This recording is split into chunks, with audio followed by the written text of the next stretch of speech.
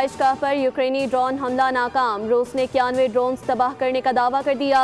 रूसी वजीर खारजा के मुताबिक हमला 29 दिसंबर की रात किया गया। यूक्रेन ने सदर पुतिन की रिहाइशगाह पर हमले की तरदीद कर दी। वजीर आजम शहबाज शरीफ ने वाक़े की मजम्मत करते हुए रूसी यकजहती का इजहार किया।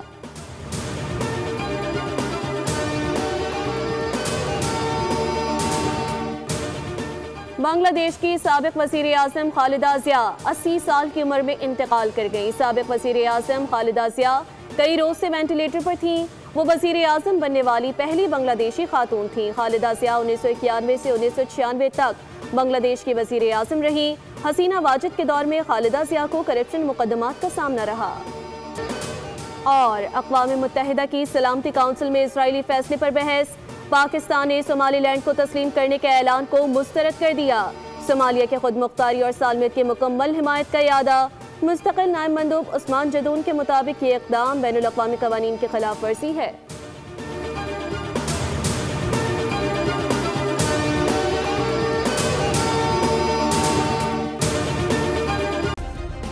सब्सक्राइब करें और बेल दबाएं ताकि कोई खबर रह न जाए।